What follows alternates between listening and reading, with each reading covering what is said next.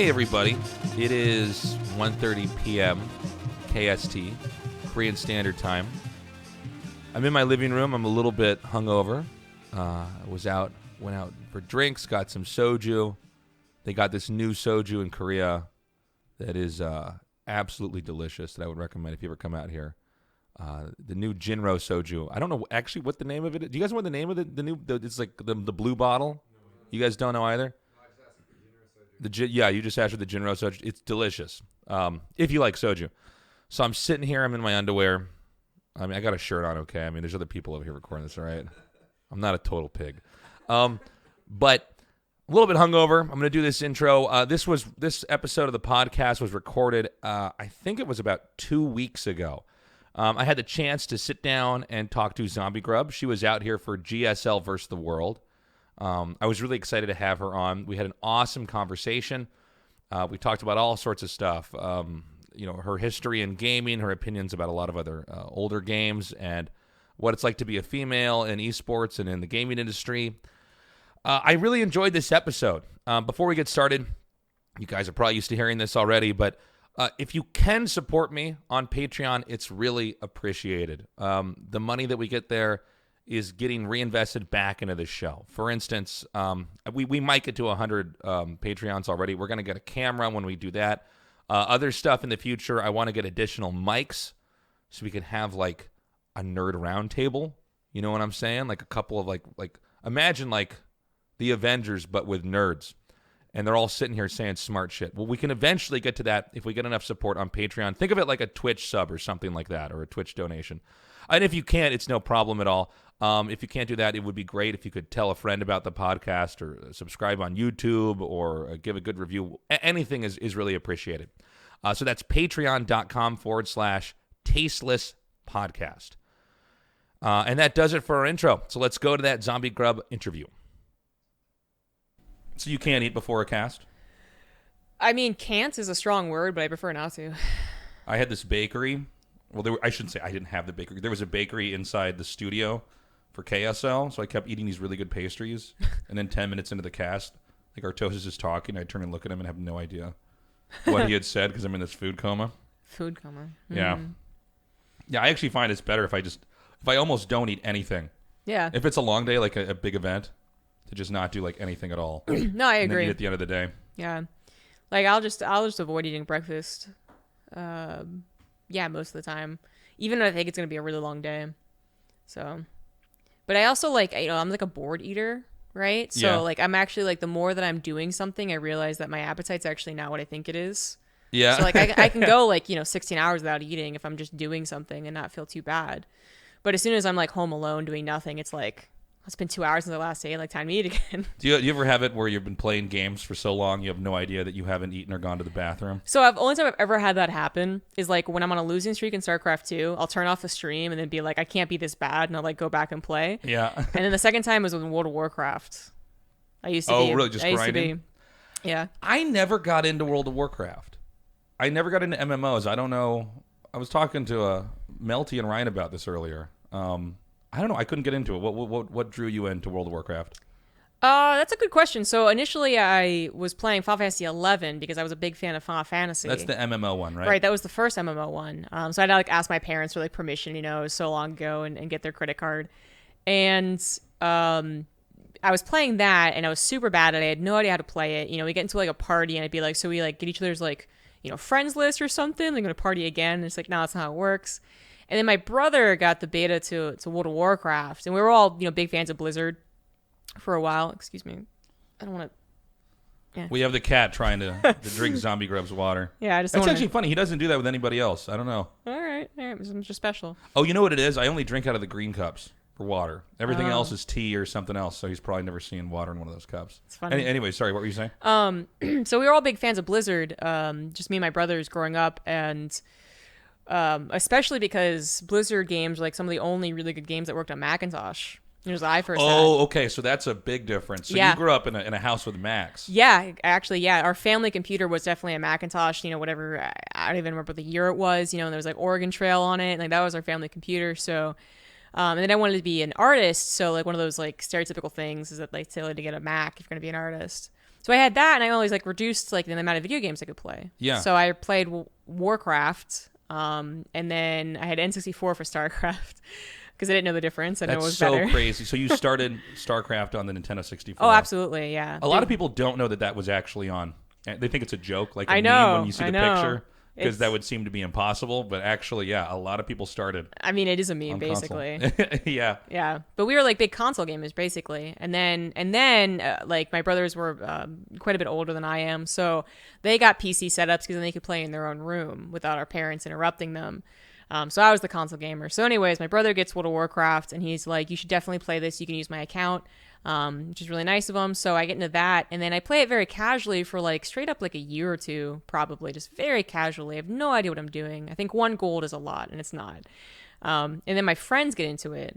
My like nerdy friends in like middle high school basically were all like, I'm thinking about getting into it.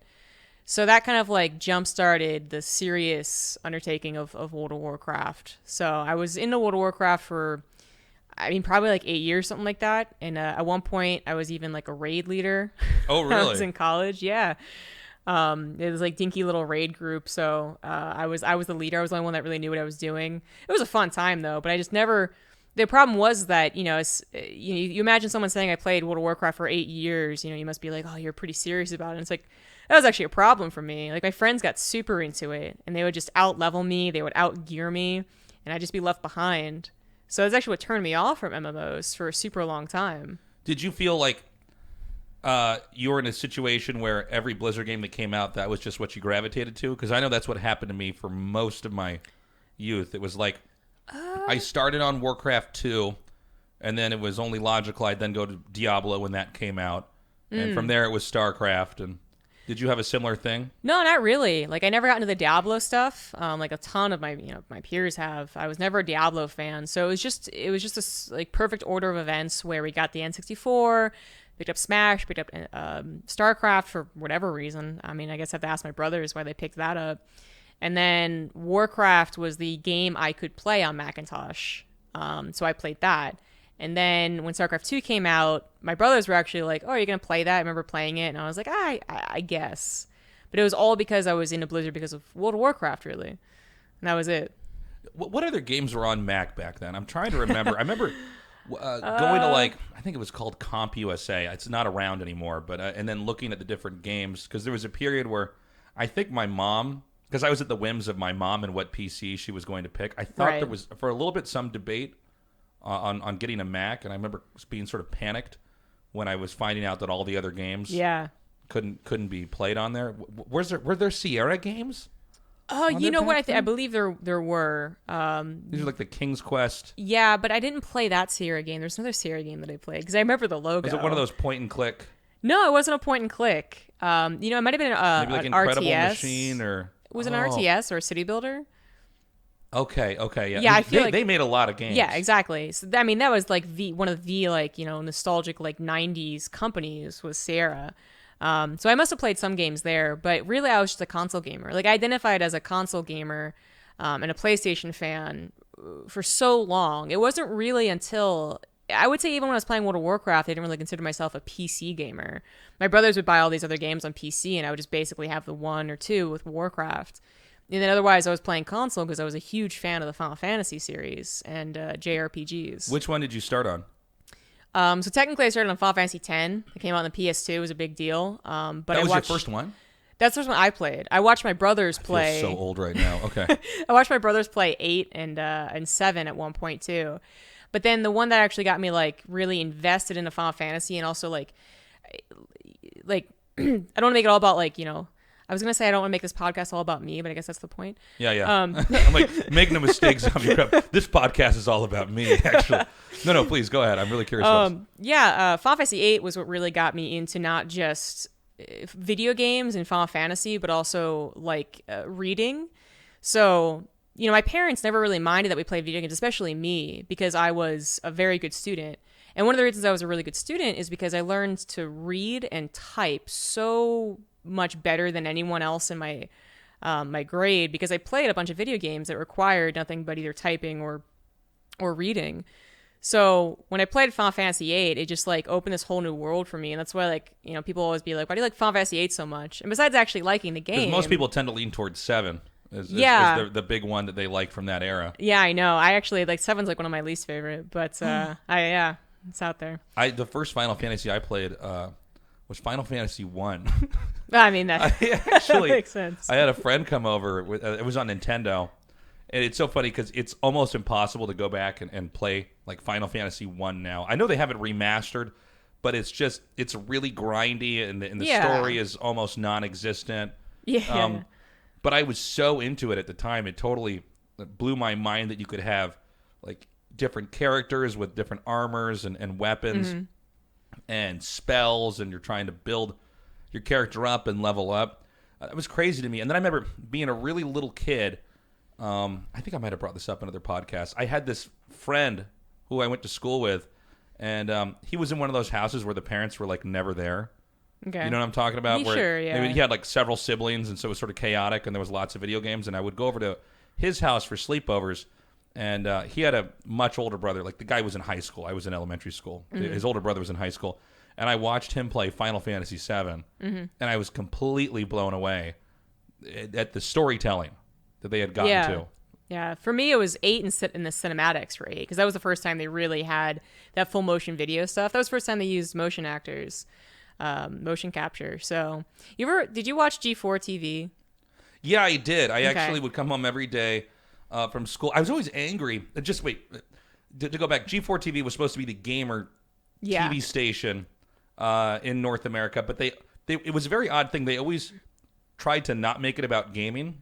A lot of times it was about tech, or they had that what's it called, Attack of the Show was on there. Yeah. So originally it was I don't even remember what it was called. It was like Tech TV, or literally that's what it was. Yeah. So then they combined with G4 to make G4 TV, which eventually became just G4, and it was this whole thing. But anyways, they had this show called Icons, which was like this really awesome show. It was 30 minutes long, and it was just the history of different video games and like prominent figures in video games. And that's like what spurred my interest in like the history of video games. They had one on Final Fantasy, and they had like all the discussions of like every single Final Fantasy, why it was a big deal, why 7 was a big deal, why 6 was known as 3, right, in America, and all that good stuff. Correct me if I'm wrong. Maybe they brought this up there. It was called Final Fantasy because they thought they were going to go bankrupt. Yeah, with exactly. the first one that was coming out. Yeah, exactly. They made a racing game, and they made a couple other like really like lame games that had no. They didn't really make games for their company, Squaresoft, right, at the time.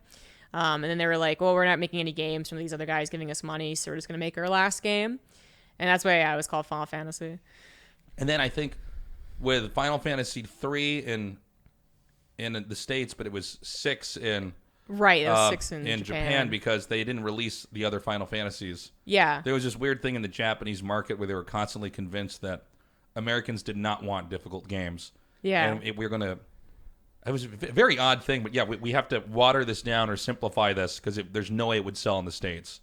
Which is so weird because, like, I don't really think of the JRPGs as that difficult. I mean, they're grindy, right? Right. But, like, I would never say that they're difficult.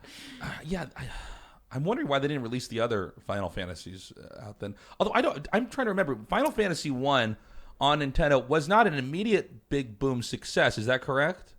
No, it wasn't. No, it was like later on people caught on to it because there was actually at that time on Nintendo games there was like tons of games. It was really easy to quickly program games, so you had this like market confusion where nobody knew what you go to like Blockbuster with your mom to rent a game. There's like 200 games, you have no idea which one to pick out. That was actually kind of like one of the infamous stories of the E.T. video game. Did you ever hear about that? Yeah, there's like literal like landfills just of this game that sold so poorly. And because it was a bad game, but also because the market was super oversaturated. And that guy was forced to make that game in 6 days. There's a documentary about that on Netflix, about the E.T. game. That guy actually quit becoming a coder and then became a therapist. He was so traumatized by being made fun of for the game. That was like the first, I guess, major game that flopped, and this is back when all these gaming magazines would write these snarky reviews. Yeah. And so he ended up becoming a therapist, and he works in Silicon Valley now. Oh, I mean, that's kind of, that's a good ending. Yeah, it's a happy ending, yeah. Yeah, but that was actually, like, that's one of the things is that this was kind of alongside one of the bubble bursts of video games, right? Because initially it was considered a joke. No one really wanted to buy it. Well, I guess like very initially it was kind of a cool idea. It took the arcade home, and that was a cool idea. But then it just like kind of flopped. Then Nintendo revitalized it for a little while, and then the ET thing happened, and that was along the side of a big another flop. And I mean, when you get into like the actual, I feel like the impactful like consoles of at least America. It was kind of the PS1 N64 era, right? So like when I started getting into video games, really. I think a little bit before that, there was this weird thing that happened where there was actually a bunch of consoles that came out at once. I think I must have been. I'm a little bit older than you. I'm sorry. How old are you, ZombieGrub? 28. 28. Okay, I'm 35. So I got a couple years on you. I remember. I want to say it was like I was in middle school or in 6th grade, but there was this whole period where there was like the Atari Jaguar was a console. There was Neo Geo. There was a whole bunch of handheld ones. And they all collectively bombed. Yeah. And things slowed down. Then eventually, Sony and Sega, it was the PlayStation and the Sega Saturn, came out. And then there was a Nintendo 64. Saturn bombed out. Sega tried one more time with Dreamcast, which was actually pretty good, but apparently you could pirate the games. Yeah, well, it also came out around the same time as, like, it literally came out before PS2, like, very shortly before. Yeah, right. So PS2 could play DVDs, and Dreamcast couldn't. So, like, that already kind of, like, stamped the death certificate on it. But I love the Dreamcast. It had such amazing games. But I thought it was, like, one of the best consoles ever. I've always found consoles that didn't make it, but had some good games to be totally fascinating, because you have these games that just can't be played. It's like a dead language or something, like poetry in a dead language. Like nobody Latin. can read. Yeah. Where it's there. Like I had a Sega Saturn, and there was this really good RPG that actually inspired a whole chain of other RPGs called Panzer Dragoon Saga. And there's almost no copies of it in English. And I played it. It was like 3 or 4 CDs long. But yeah, I mean, it's like impossible to find anybody to even talk about the game, because it was so obscure. I don't believe it was ever remade or put anywhere. But yeah, there's a lot of stuff that kind of goes away in situations like that. So you grew up playing Japanese RPGs. Do you still play Japanese RPGs? Because right now, JRPGs are actually not doing as well in the global market. I do not really play them. I mean, when I played StarCraft 2, I mean, even before I played StarCraft 2, I was basically just playing World of Warcraft. So I was like a one video game person for quite some time, except for Final Fantasies. But the thing that happened with Final Fantasies is that Enix came in and joined up with Square, and it just kind of like nose bombed for me since then. 13 came out, and it was just like, oh, I don't want to play these video games I played anymore. that one, and I got a little bit far into it, and it's like they got too into the leveling up system. It got too... Yeah, there's that. The storylines... Okay, I'm going to throw this theory out here. This has always been my take on it. So the older Japanese RPGs, they were more cutesy with the animation. Final Fantasy VII, Cloud looks like he has brooms for hands. Okay, yeah. But I could take my own imagination and sort of project what the world was like and what the characters were like. And there was something weird that happened to me, and I remember it happening in Final Fantasy 13, where it was almost too anime-like and yes, too Japanese-ish, like just in the way the characters behaved, which as a Westerner for me, I didn't connect with.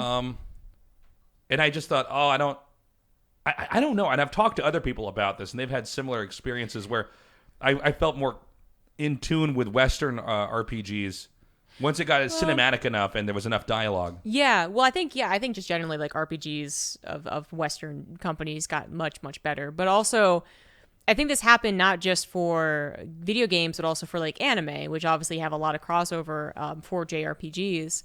So the other thing is that when I was growing up, I was a really big like Japanese anime like fanatic, like a weeaboo would be a correct term for me for a few years there. And there's the whole like funny line from Miyazaki's like anime was a mistake, right? Well, the thing is, you look at like old anime, like like really old, like 70s. Talking like Akira or... Well, I was gonna say really old, like 70s, or even like somewhat old, like 90s. So right. But you look at it, and it's like very little of it is what we identify as anime right now, right? Which you identify as animes right now. It's like big eyes, kind of crudely drawn, but definitely with the what's the word? Like the repetitive storylines and all the cliches that exist. Like you just have to actually avoid them almost in anime. So you want to like, someone's like, I recommend this anime. I'm like, well, how anime is it? Yeah, I grew up on I think it's the 3 big ones for me were Akira, Ghost in the Shell, and Ninja Scroll. Yeah. Those And, are all like super mature and just not anime as we know they it. were very like adult oriented. Like these are just actually not for kids. Yeah. I mean, I saw them when I was like a teenager. Yeah. But I mean, I was like, wow. I actually had this horrible experience where I thought my mom wasn't going to come back for the evening, so I was in the living room watching Ninja Scroll. Mm-hmm. And she walked in on that rape scene in the cartoon, and she just stops. She looks at me. And she goes, "What are you watching?" And I'm like, "A movie." And she goes, "What are you watching?" And I had to stop. I'm like, "Liz, it's a movie. It's a movie. Okay, it has a story. There's just a scene in it. It's a totally awkward, embarrassing teenage moment." But yeah, there was a lot more adult themed stuff, and I feel like anime a lot of ways kind of veered away from that. Yeah, well, it's a medium, and you can still say that it's a medium. It doesn't have to be the anime stereotypes that you think of. But back then it felt like either it was like a medium that was used to express a story or something like that, or it was what the Japanese really knew it as, which is cartoons. Right? So you had your Sailor Moon versus your Akira, vastly different things, but the point is like neither one of them really shared all the cliches of, what you think of anime now. The reason I bring this up is that it kind of like intertwined with all these games coming from Japan, it felt like, right? Where like the more you watch Final Fantasy's progression and the art director, Tetsuo Nomura, who eventually became like game directors, he just got more and more of like anime influence until 10 had a couple of extra buckles and looked kind of funky and you're like kind of laughing. And then, 10 was right on the edge. Yes, I exactly. felt where I'm like, okay, this is getting a little bit too... Yeah. I don't know, teeny bopper anime kind of. No, absolutely. The love story, the guy's always immature and kind of can't. I don't know. And then they went to 11, which is MMO, and then they went to 12, which was a huge throwback to the original Final Fantasies. It was super serious. It was super intellectual dialogue. I mean, it was fantastic, but it was a little boring. And despite getting amazing reviews, I think it didn't really hit the market that Final Fantasy was really hitting at the time, which was a lot of young women in particular. So they went back, they just like basically flipped the switch from 12 being what it was to 13, when 13 is the worst, the epitome of that anime. Yeah, I had stuff. To turn it off when yes. I got it. I really kept giving those Final Fantasies a try every time. And then, I don't know, there was, it just, I could not gel with the characters. No, I couldn't either. I mean, the dialogue was just, I tried replaying it. Because I didn't like the combat, I didn't like the characters, I didn't like the dialogue, I didn't like the story in general. And I was like, I'll give it another go, I should. And then I was like, 5 minutes in, the dialogue like hit me like a hammer, and I was like, oh, never mind, I don't want to play this. So do you play any, like, I guess, Western RPGs? I know they're usually played, like, Fallout, that franchise, or... So I was a big BioWare fan. Okay. Yeah, I guess up until recently, like most other people. So I was really into Mass Effect. It's like still one of my favorite series for sure. And then other than that, I didn't really play other, like I didn't really get into Fallout. I wasn't really into the Skyrim, Morrowind stuff. I was super into Fallout. I mean, I played it. I finally played a Fallout and it was fun. Which one did you play? 4. Oh, man. You gotta play New Vegas. That's the best one. That's what everyone says, right? So I mean, I understand why it's appealing. I just like, even, people always say, like, as I got older, I play less video games. I actually started pretty young, just not really playing a whole ton of video games. But I still played enough, especially casually, that people would be like, remember that one game we played on Sega? And I'd be like, oh, yeah, totally. But, yeah, I'm kind of, like, down to, like, a 1, maybe 2 video game player now. And a lot of that, actually, wasn't necessarily because I wanted to, but because my physical health actually degenerated pretty early in my life. Can I ask what happened? Yeah, so when I was, let's see, like I was 20. I think it was 2021. I actually started getting wrist problems, which is really early compared to what you usually hear. And it wasn't like I was a pro gamer, practicing 14 hours. You were getting it from just using your hands? Yeah, just using my hands. I played World of Warcraft for hours at a time, and it wasn't healthy, to be fair, but it was one of those things where I would witness my other people up until even like now, they'll be like 28 and they'll have these bad postures and they'll play all these video games and not take breaks, but they're actually still fine. And it's like, well, that will eventually catch up to you. But for me, it just happened really early. So by the time I was like 20, I was already considering not playing video games just because it would start to hurt. So I had to go through a whole slew of things to figure out exactly what was causing that problem. But it still exists today, where the idea of sitting down and playing video games for even like a couple hours at a time is like a serious consideration for me, instead of just a fun thing to do. How did you recover? So initially it was diagnosed as repetitive stress injury. And they also were like worried it'd be carpal tunnel because that's kind of like the buzzword. Went to a couple of bad physical therapists that didn't really help. They kind of just massaged like the forearm because that's where the symptoms were. And then I went to Lotte Mall in America. There was actually a grocery store because I live near a Koreatown where I live. And there was this guy who was a massage parlor in that grocery store. And he was one of those just like, you know, he's like a guru, basically. Like this guy knew everything and was so smart. And he knew exactly what my problem was. He gave me one massage and he was like, the problem is not your wrists, it's your neck. And I was like, whoa, okay. And he did, you know, a couple of things here and there. And it just felt amazing. So I went to another physical therapist finally. And they were like, yeah, no, it's totally your neck. Like the way that you're slouching and the way that your posture is. I even got a scan done to see my spine, and it turns out like I didn't have like a bend in a spine. Scary. Yes, you know, I've had those scans. And... Yeah, you know how like your spine is supposed to have these curves to kind of just let you like relax, right? And it just kind of helps keep all your organs together, basically. Well, apparently, like right like around the base of my neck, it didn't really curve as much as it's supposed to. So I even went to like a chiropractor for a little while. But anyways, basically it was my neck. So as soon as I started actually stretching my neck and doing things there, it, you know, eventually just got down to my wrists, and that's not, you know, so much a problem anymore. I don't get pain in my wrists anymore, but it's just something I always think about. And it just like, it actually kind of scares me to like play video games for extended periods of times. But it was so, you know, when you're having your wrist problems, I like felt I'm like just now like, yeah. I mean, I just played some StarCraft before we started this, and it feels so good to be back. But once you get stuck and your hands aren't working, you're fucked, because like you can't use your hands for anything. No, you use your hands terrible. all the time as a human being. Yeah. So everything suddenly becomes a problem. Yeah, and it's like if I spend 2 hours playing a video game, then I'm not going to spend 2 hours, you know, doing something else on the computer, which is basically everything nowadays. You know, your homework's on your computer. I want to be an artist, so I was doing a lot of 3D modeling, and you just went through an entire period, like 3 years of my life or something like that, before I truly healed from it, where I was just like, every time I considered going to the computer was this huge, like, well, should I thing. Wow. Very annoying. So, when did you really pick up StarCraft? Was it a StarCraft 1 thing, or was it StarCraft 2 when that came out? StarCraft 2 for sure. Okay. I just played StarCraft 1 in the campaign, I guess. I must have bought the collector's edition at some point, but just played the campaign. And StarCraft 2 came out, and I played it, and I looked up some videos on like how to get better because I wanted to beat my brother, who always won when we were younger. And then I found like this thing called esports, and I found out these Koreans are really good at this game. And I got totally hooked on just watching so many YouTube casts. That was like the nostalgia days, I guess. Yeah, it was crazy right when the game came out, how big it got.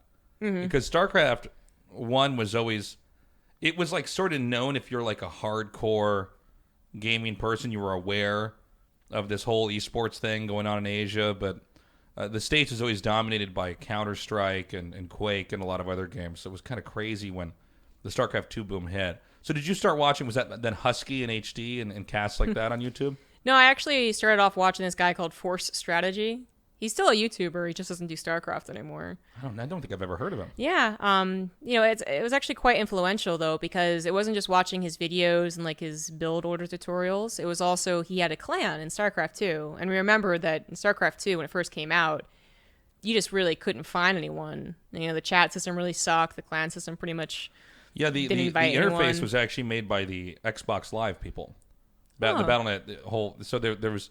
The original StarCraft had this whole, it was like almost like IRC for the people that are older. It was like very easy to move through chat rooms and channels and make groups. And then I guess Blizzard hired the Xbox Live people. And of course, when you're on Xbox Live, you're using a controller to interface. Mm-hmm. And so the thing was all boxy and weird, and it was very hard to actually just connect directly with somebody. I mean, they've eventually fixed it, and it's obviously much more doable now, but at the time it was very hard to find the right people to train with. Yeah, and it was also like, you know, already a 1v1 game, so there's just the experience of StarCraft was quite a lonely one if you didn't manage to find a group. But luckily at the time, like now it might be Discord is where you find groups of people to play with, but at the time you basically just joined the chat channel of a famous YouTuber, because Twitch also was still kind of in development back then. Oh, really? Yeah, so I joined Force Strategy Gaming chat channel and was able to make a bunch of friends there and meet some other people that were interested in getting better. Because that was, it was almost like a mini Day 9 in some ways, where like the goal was to be a better gamer. Right, but right. obviously with a different brand.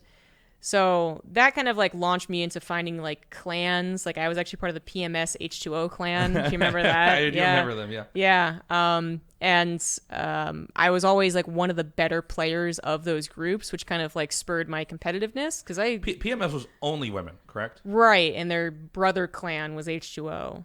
Okay. So you would join you would join both of them. And back then also like watching like OBS battle, like 1v1 OBS. It was like a hugely popular arcade game for the time. Now I don't think it is anymore, but like you join in and you'd be a platinum player with all your other like platinum player friends, and then a masters player would join the lobby and you'd be like, oh my god, we're gonna learn so much, you guys.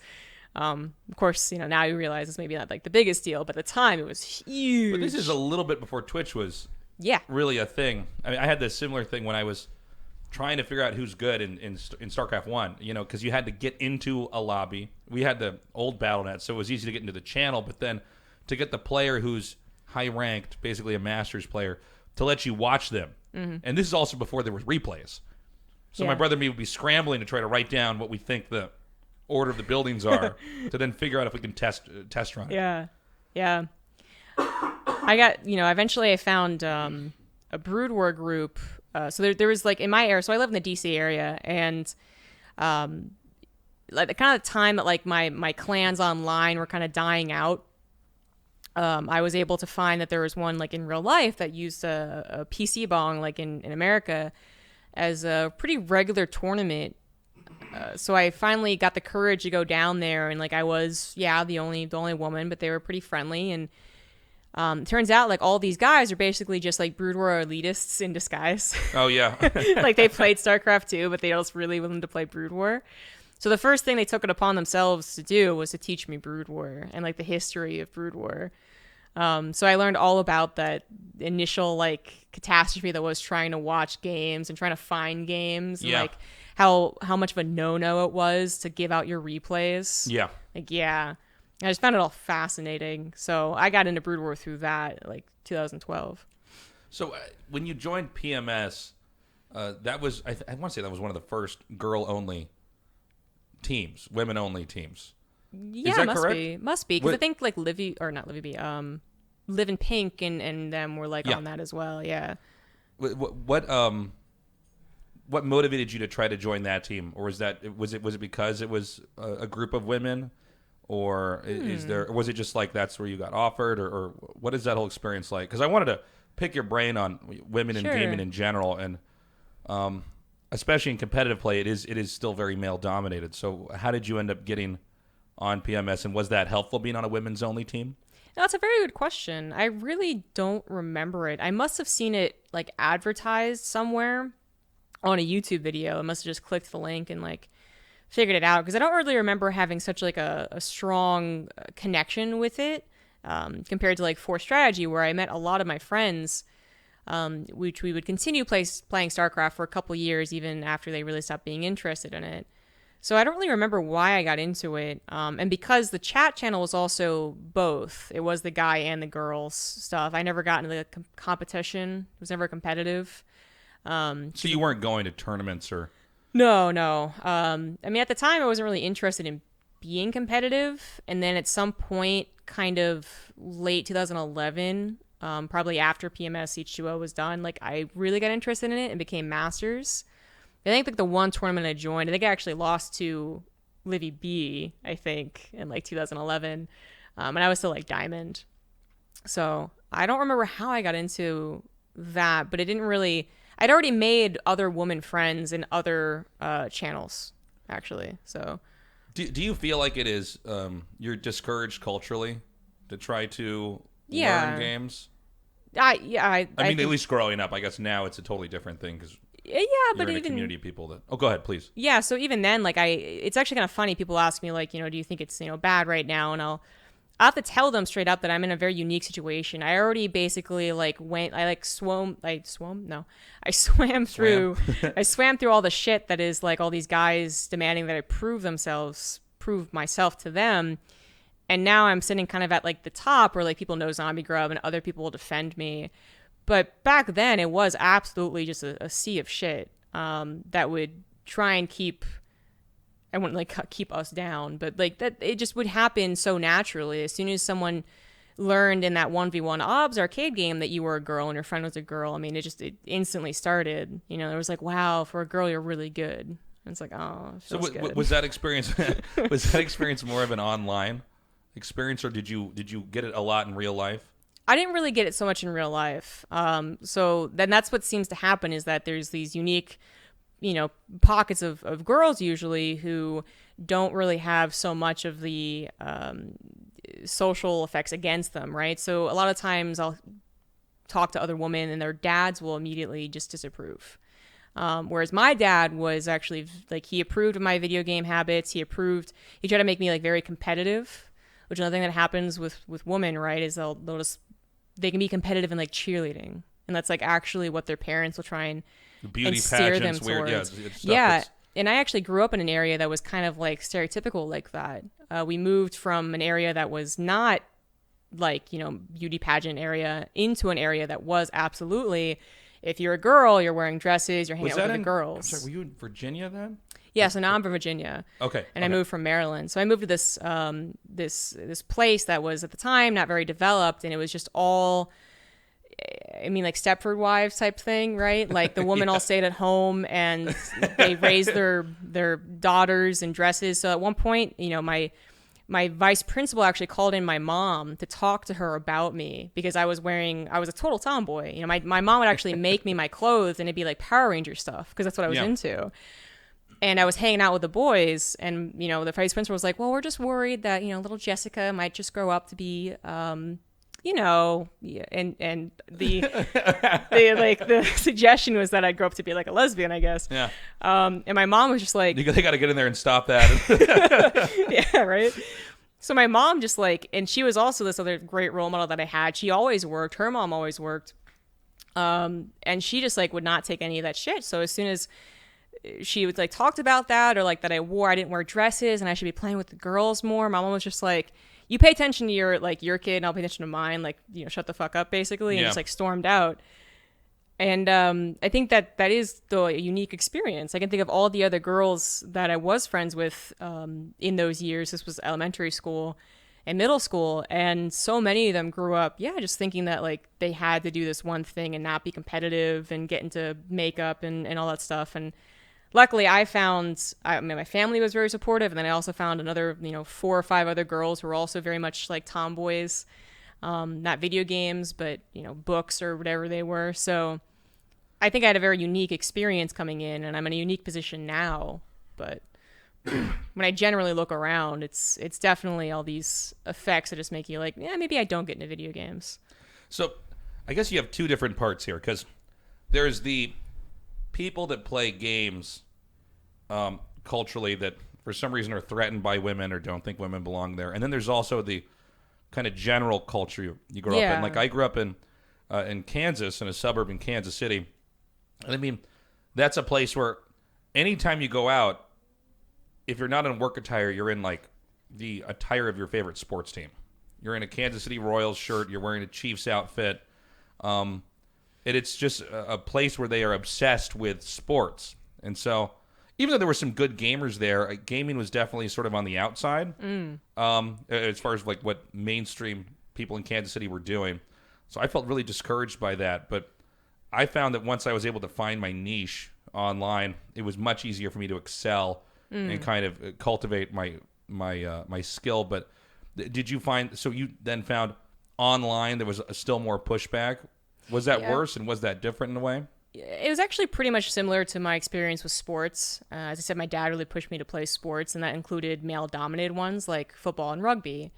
And it was basically the same thing. Like, as soon as you proved to 1 or 2 of the guys that were influential, they'd been there the longest, they were the coolest, you know, whatever, the rest would accept you. And that's kind of what happened online as well. Like, it wasn't even that you could prove yourself by being really good in my experience.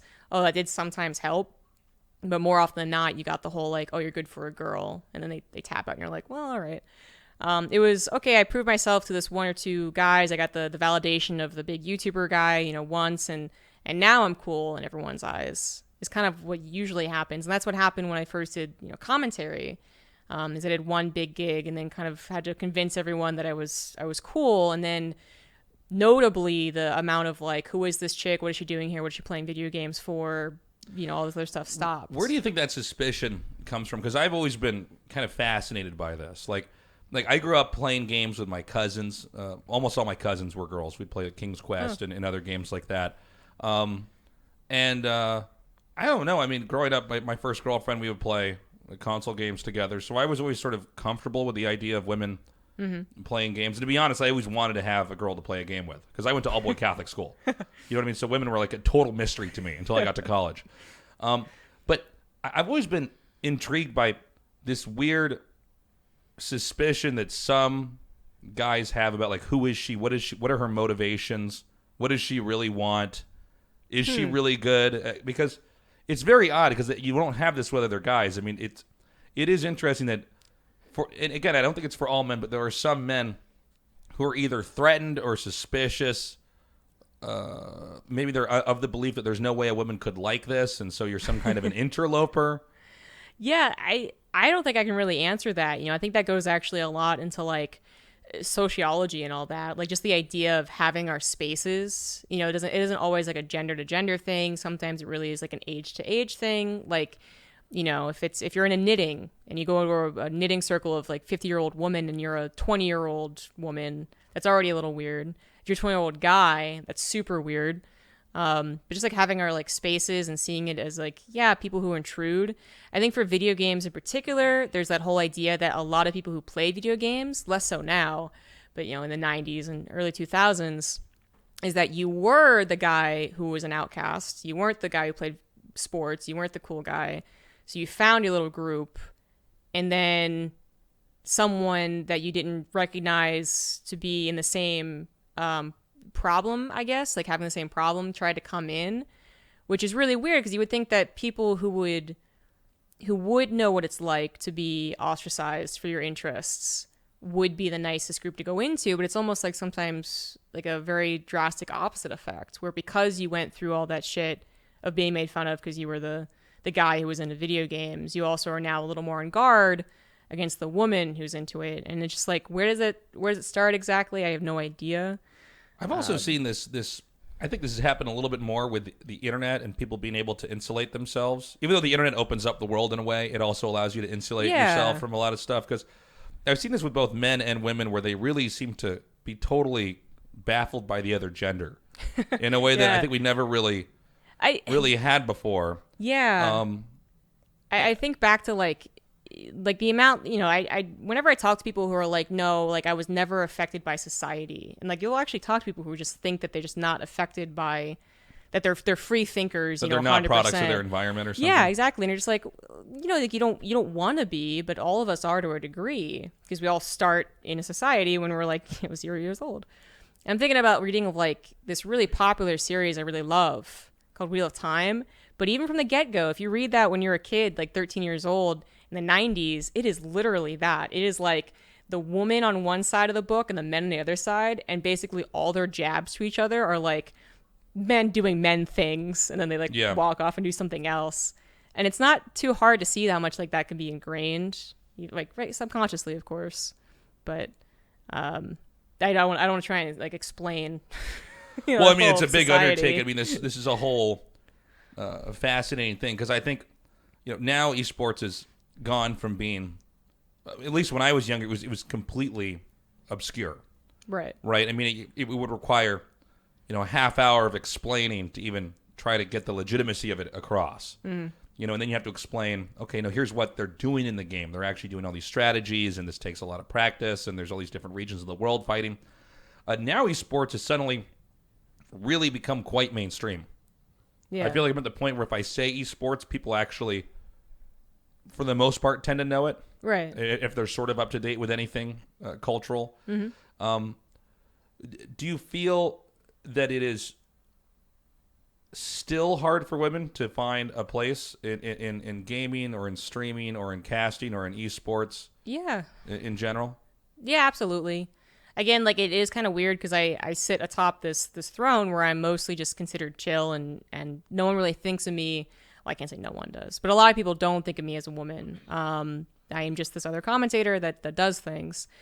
But when I look at other things that happen in our community, StarCraft community, which is one of the better ones, or even just like on Twitch, it's absolutely the case. Like, I mean, we recently had a huge, like, disappointing scandal, right? Where, like, some girl was just harassed by one of our famous streamers. And it's like, yeah, that stuff actually happens. I don't know if I'm not actually sure what story we're talking about. Can you? So Avillo. Oh, okay. We can edit out the name. Yeah. I was like, sorry, I did. I think I do know about this. Okay. Yeah. But it happens a ton. I mean, the same time that guys make the jokes of like, oh, if someone offered me $100 for a picture of my foot, I totally do it.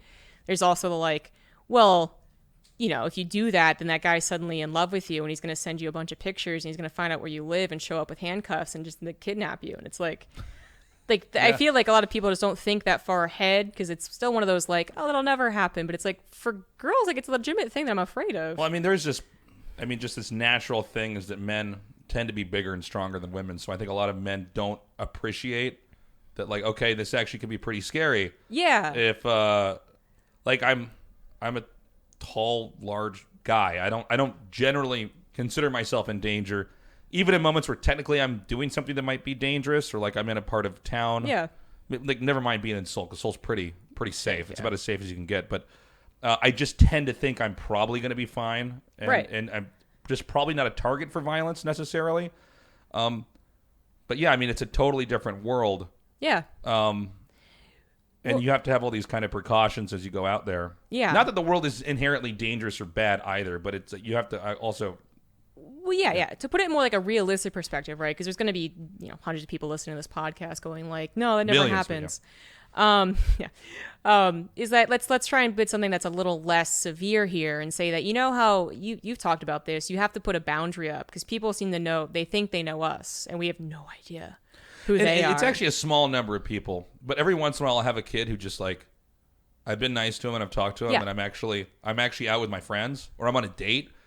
And this person just keeps... I had this one guy that kept showing me photos of my brother on his phone. Oh, look, it's your brother. And I go, yeah, man.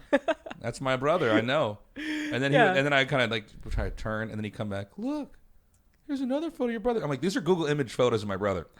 Like, what are we doing here? In that moment, I actually really did kind of feel like, oh, this must be what it's like if you're like in a club and you're trying to have a good time. You're a woman and you're with your friends. And there's just a guy who won't fuck off. And it's just sort of like, okay, well now my entire night is about me trying to dodge this guy. Yeah, exactly. Because I don't want to be the confrontational or I'm not comfortable with that at that moment.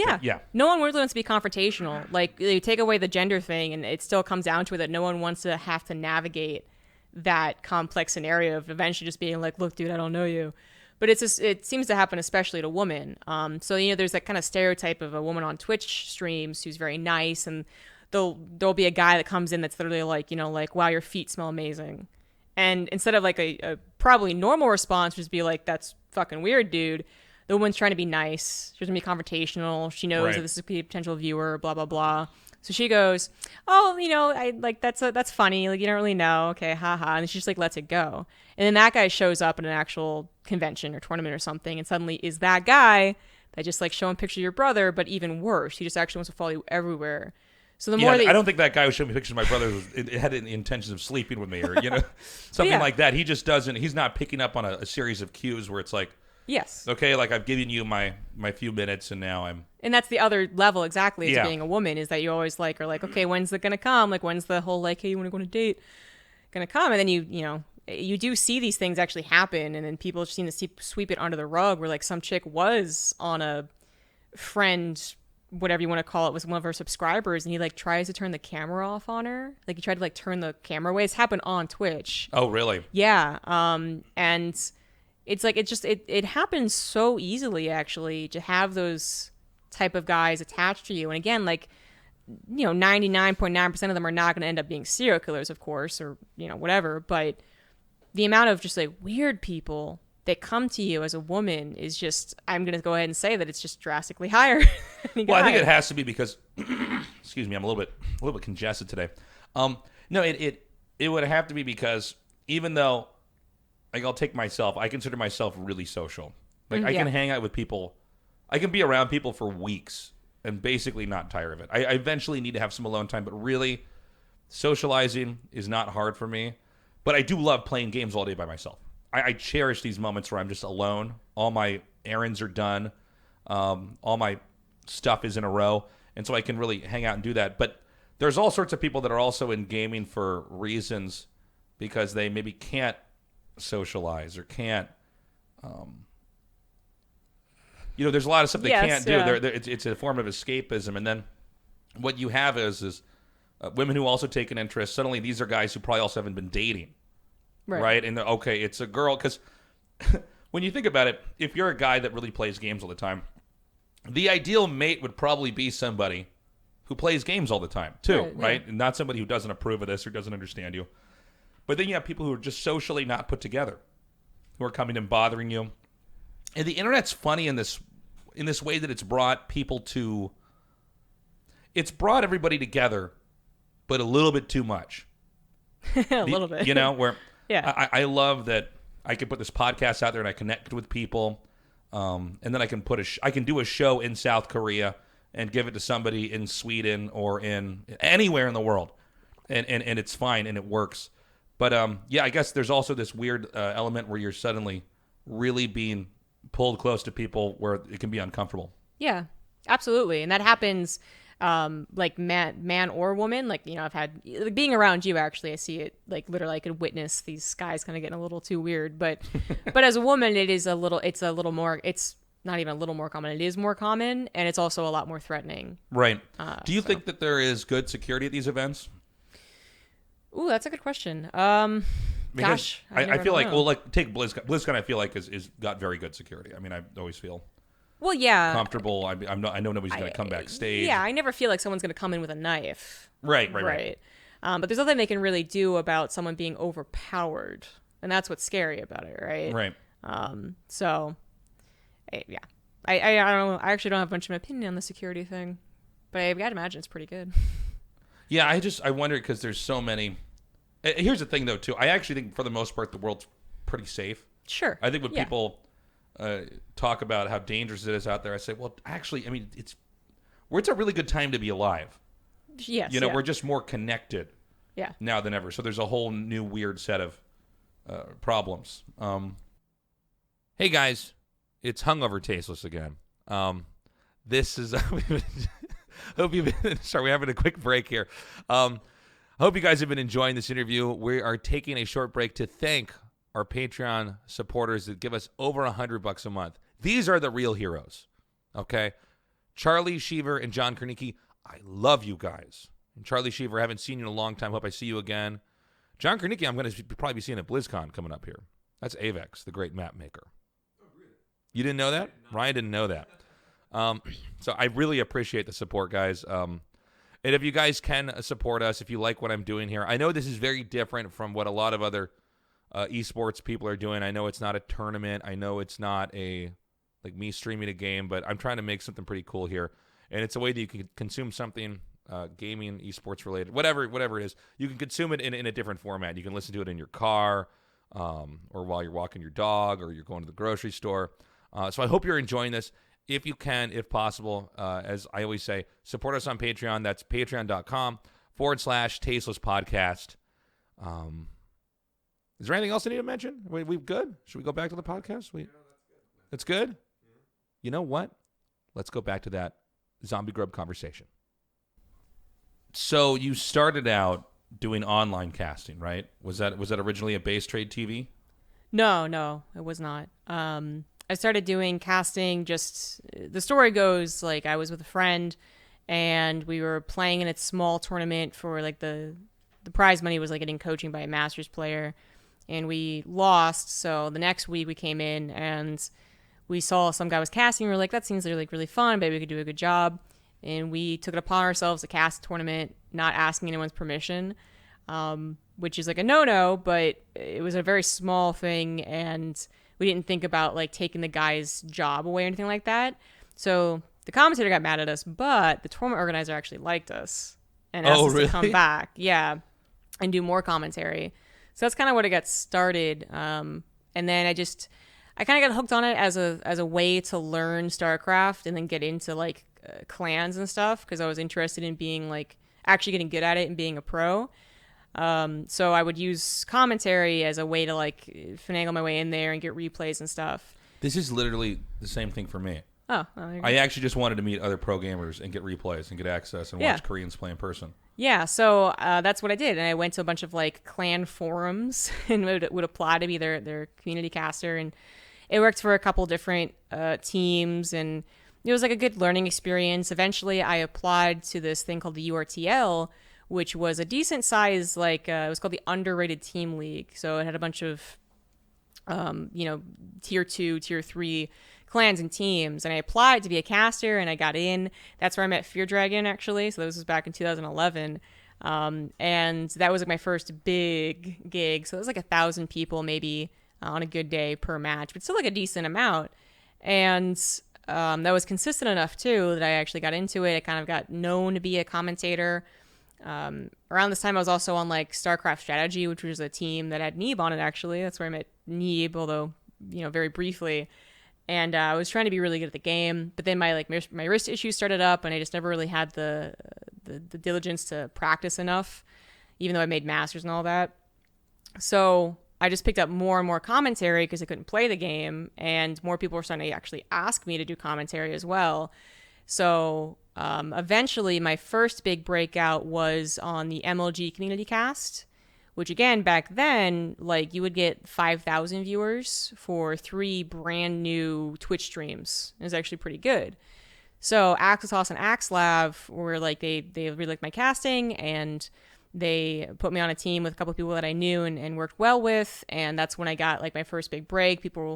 Everyone thought I was Scarlet, of course, like the only woman voice allowed. Yeah. And they all thought I was really good. And I got a couple of shout outs from a couple of the other commentators in the scene, because I brought my cat Apollo on. This is when he was like a little kitten. That was my downtime content.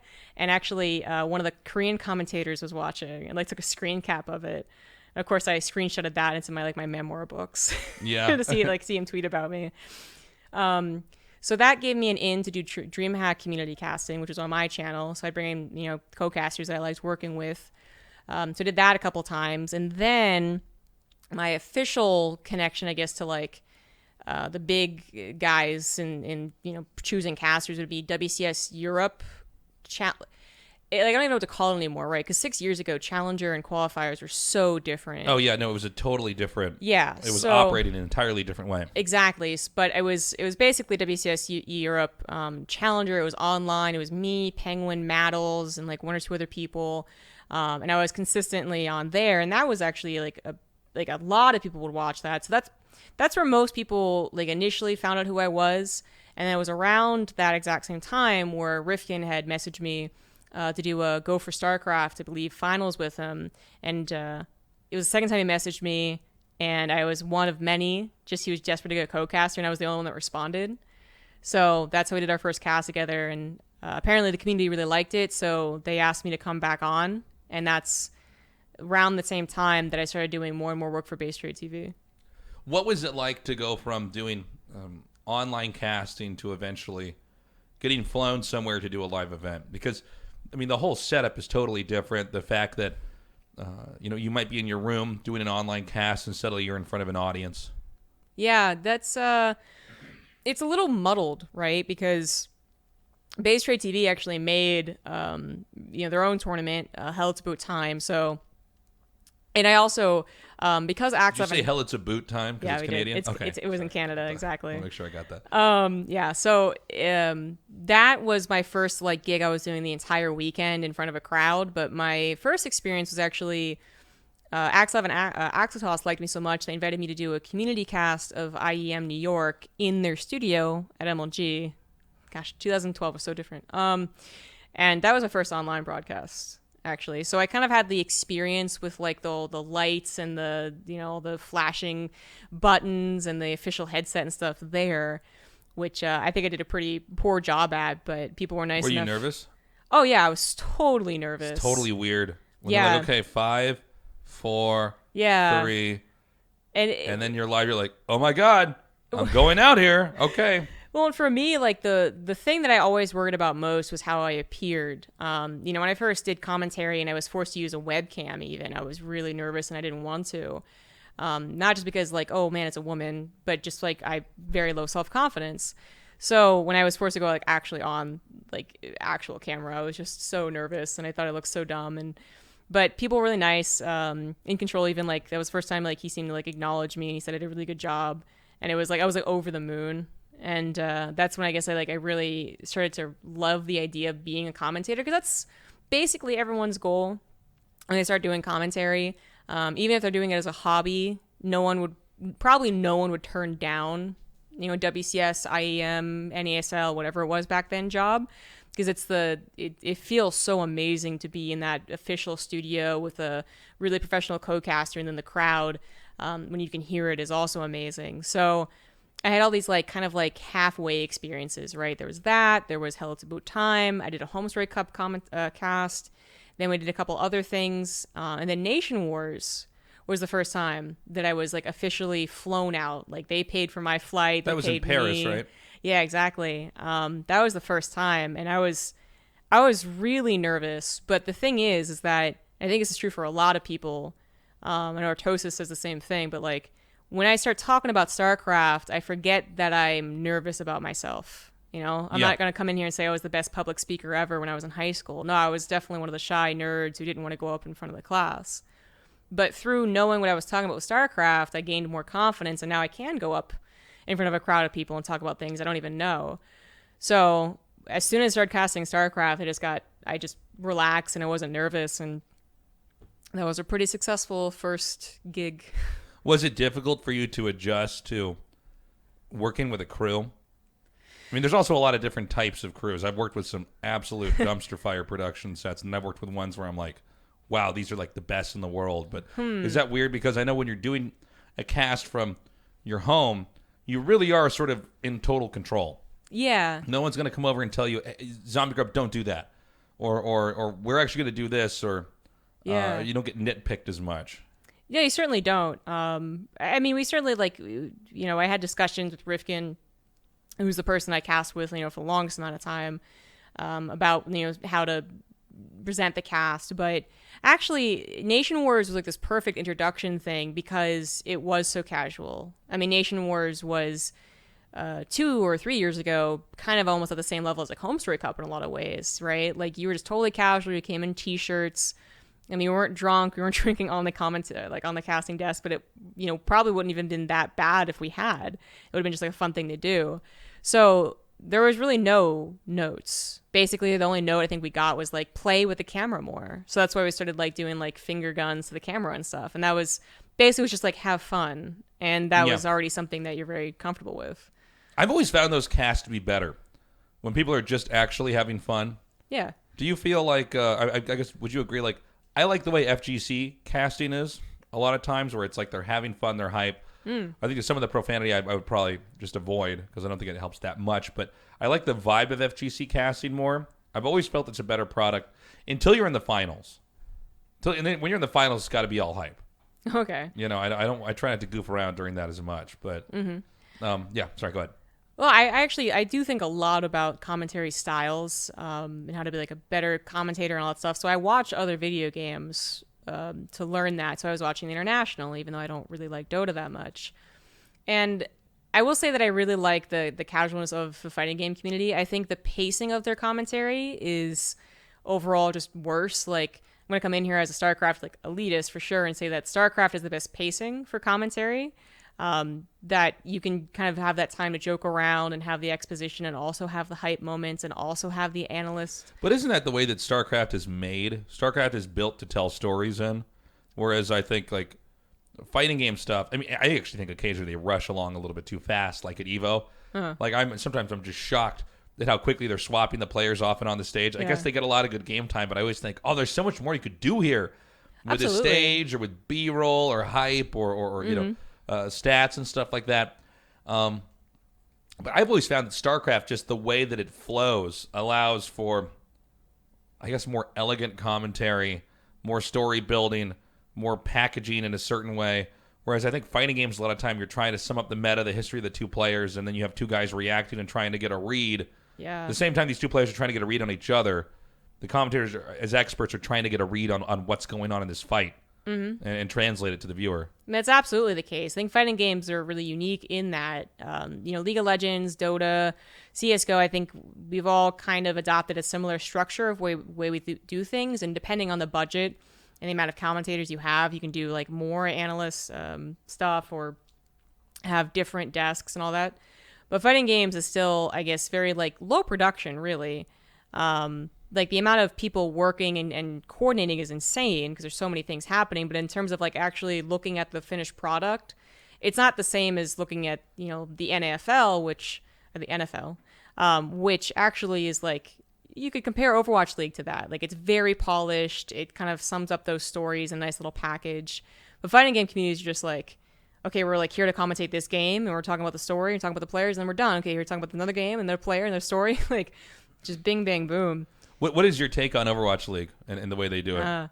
I think it's very, very polished sometimes to the point of being a little boring. Like they are very, it's kind of clear that they are, what's the word? Like, I'm trying to think of like a nice way to put this too, but like that their whole goal is to look as professional as possible and to promote themselves to these very big sponsors, right? To appeal to as many people as possible. It seems like the safest attempt. Yeah, it's a little sanitized. It's so sanitized. Yeah, exactly. From head to toe. Right. They are absolutely. I mean, for what I understand the goals here, but concerned about possibly offending anybody or crossing any boundaries. Right. Yeah. I mean, and it might be best for them. I don't know. I mean, what I prefer is watching, you know, cool fighting game tournaments and very real commentary. Same with StarCraft. I mean, that's what we try to have fun in GSLs. We're trying to really kind of celebrate the game with the viewers. And that's, again, like one of the things where I think that StarCraft, either 2 or Brood War, really hits that just perfect balance. That's why I like watching and commenting it the most. Like we do have the whole like just idea that there's a bunch of friends talking about StarCraft, but they can do it in a professional way as well as a fun way.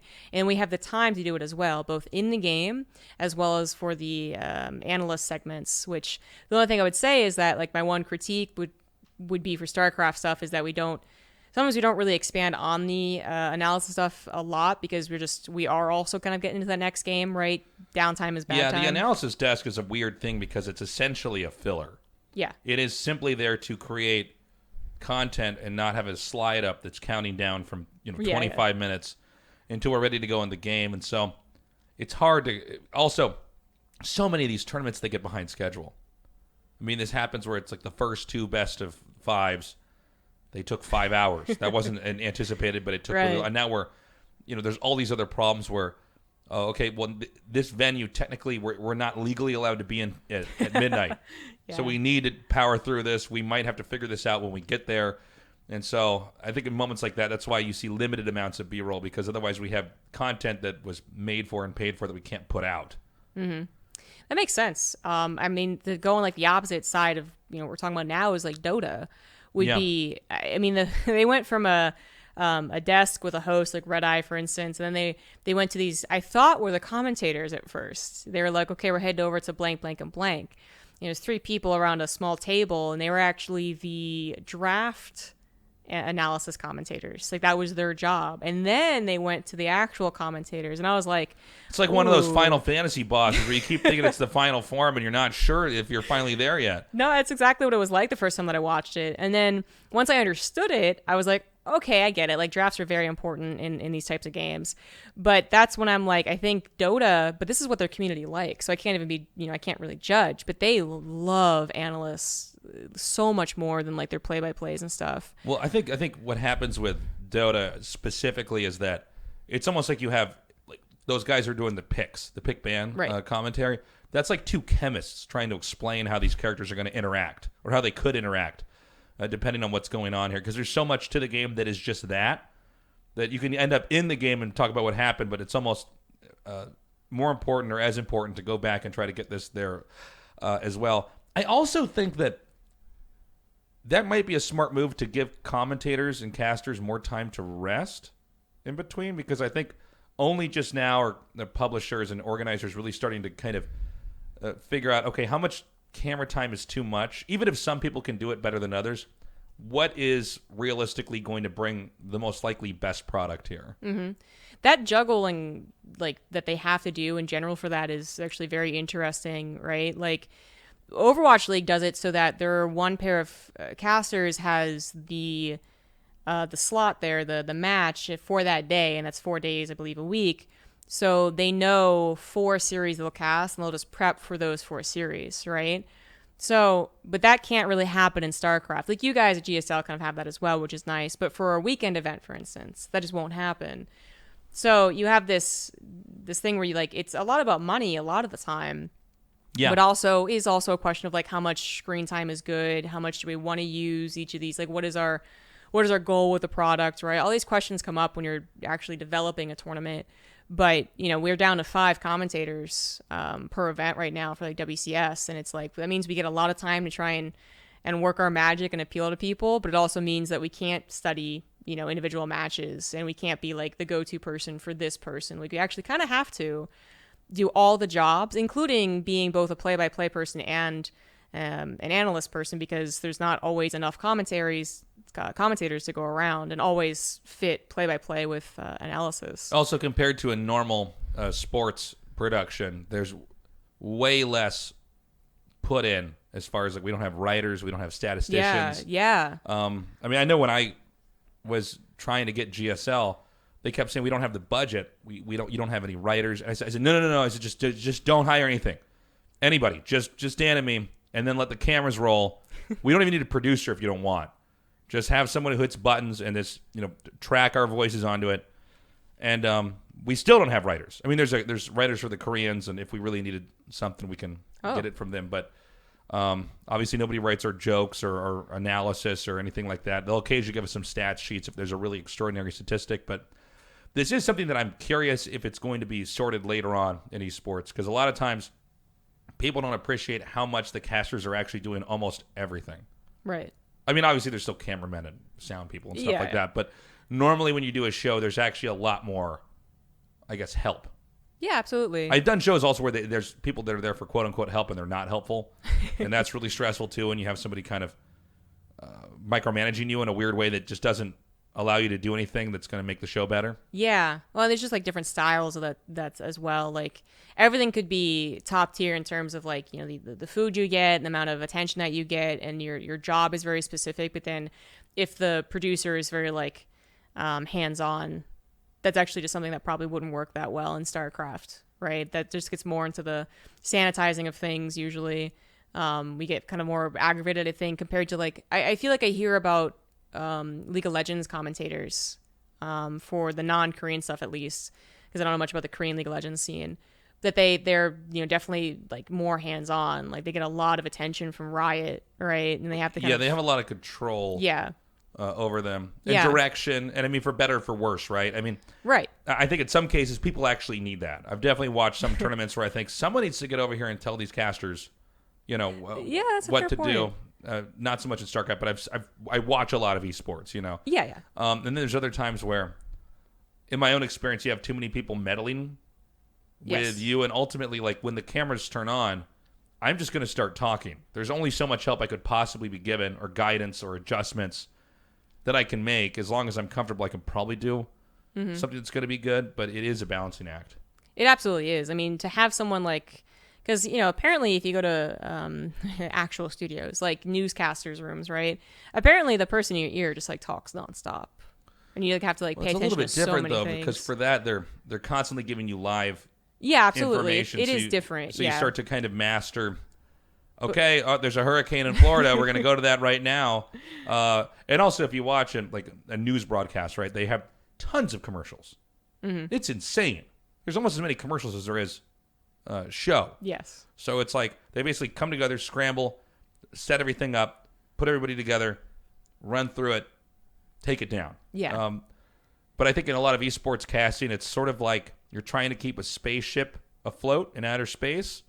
We just can't have the show fall apart because there's going to be all this downtime and there's going to be technical difficulties. A pro gamer might be complaining about, the desk that he's at, and then we have to fill for 20 more minutes. Yeah. So it's more about trying to keep it not cringy and comfortable. Yeah, it's definitely like a lot more freestyling. But the point is that, especially for StarCraft, as soon as we start commentating, basically no one really talks to us. Yeah, thank God. Yeah, exactly. Where I think there's definitely other scenes that have a problem. Do you know which one? Does League actually do that? That's the only thing I can even think of. I know that they'll cue them to go to the highlight video, but I feel like that makes sense. When they have cues are, definitely make sense. Cues are just, yeah. For sure. But to have someone that, like, not even necessarily talking in your ear all the time, but, and again, like, you said this, like, it's both a strength and a potential problem, is that we also don't have anyone come between casts and talk to us. Like, there's no one to come to us and be like, hey, the way that you presented that commentary was not exactly what we had in mind. Like, that basically never happens.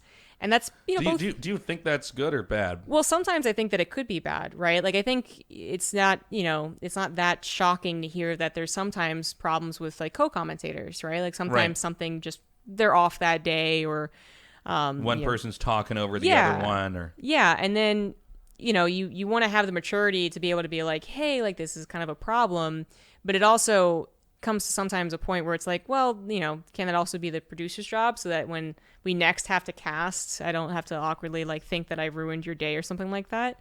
Yeah, I see what you're saying. Yeah. So, but like no one comes to us between games. And again, I think right now it's great because I think StarCraft 2's quality of commentary is actually fantastic.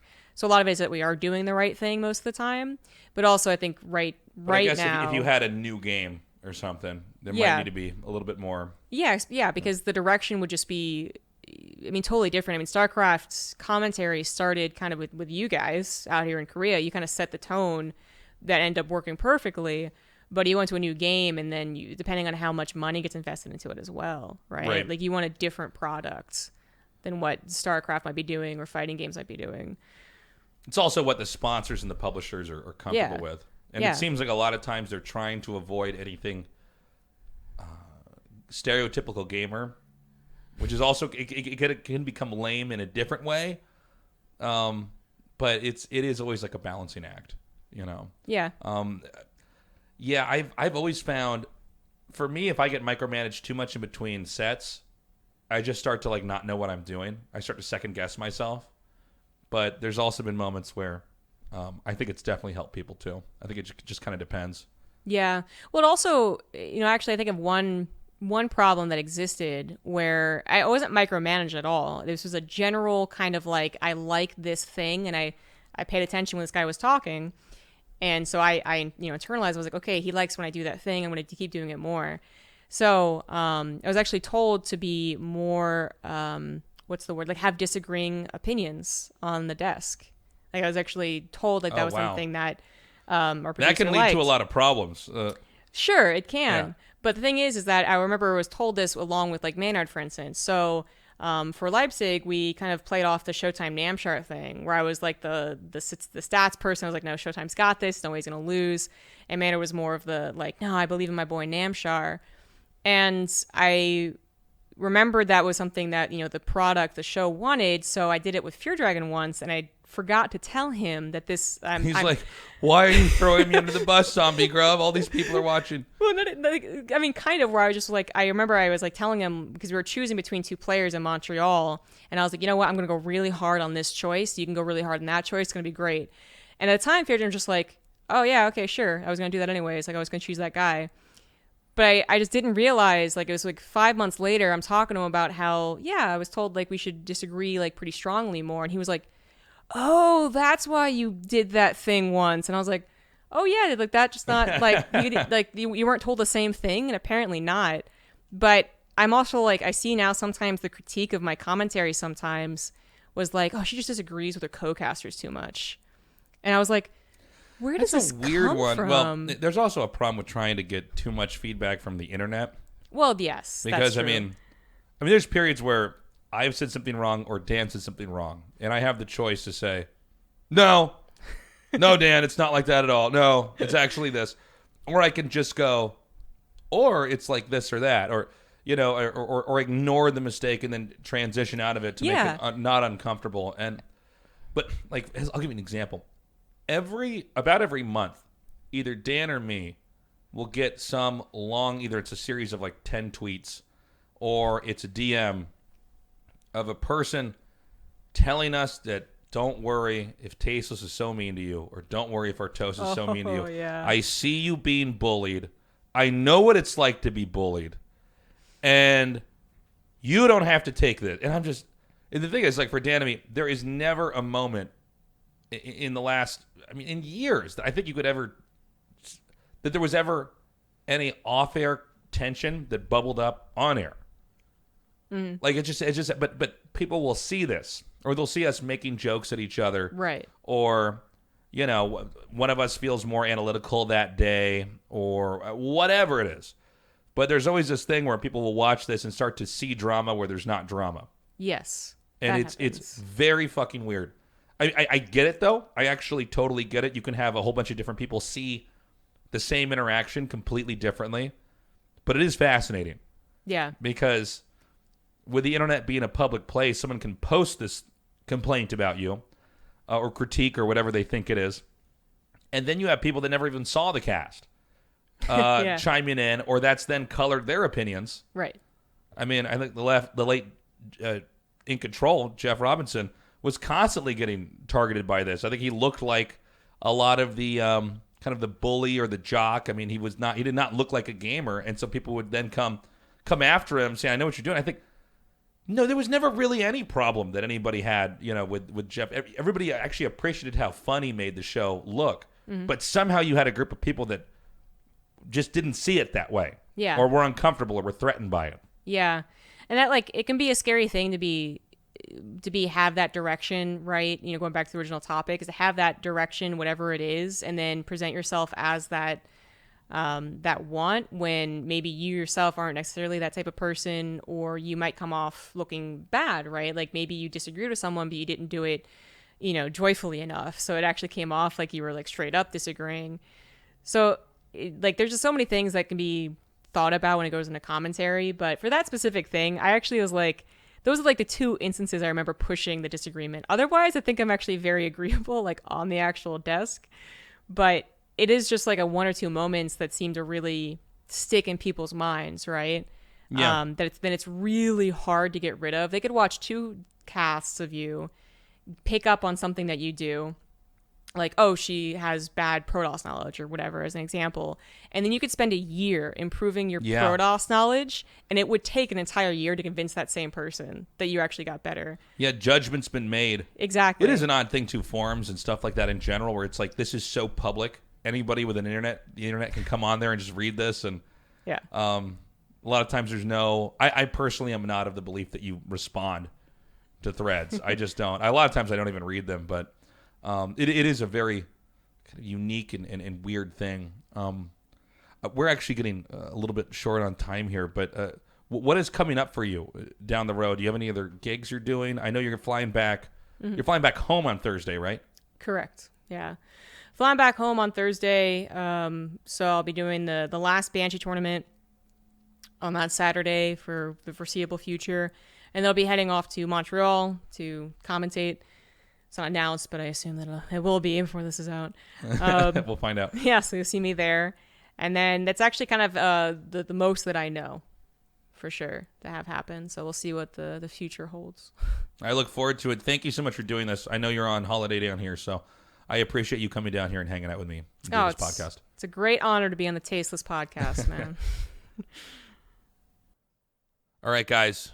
that does it for the Zombie Grub interview. I'm really grateful she was able to come onto the show. I know she was out here on vacation, so it was very cool of her to come hang out here at my place and have that conversation. Send her some love on Twitter. And thank you for listening to another episode. What was this, episode 10, guys? Episode 11. Only 11 episodes, guys, and the Tasteless podcast is crushing it. And we're not stopping. I've got another interview already recorded. I've got a few other people around the corner, so we're going to keep cranking this out again. Usually every other week. Occasionally, if I get enough stored up, like in the bank, I'll start to release them more quickly, but I'm trying to make sure this is consistent as possible. So, guys, thank you so much for joining me. As usual, blah, blah, blah, blah, blah, blah, blah. Tasteless podcast at Patreon. That's patreon.com/Tasteless podcast. If you can support us, it's really appreciated. And I will see you guys again soon. This podcast was produced by Melty and State. The artwork was by Alarise. She does a very excellent job. The music was by Mark Lentz, who's a very cool guy. I miss you, Mark. I hope I get to see you. He's in Japan now. And thank you guys for joining us. Again, we're going to keep trying to make something fucking cool here. So keep joining us here at the Tasteless Podcast. I love you guys. Take care of yourselves. Have a good one. Bye-bye.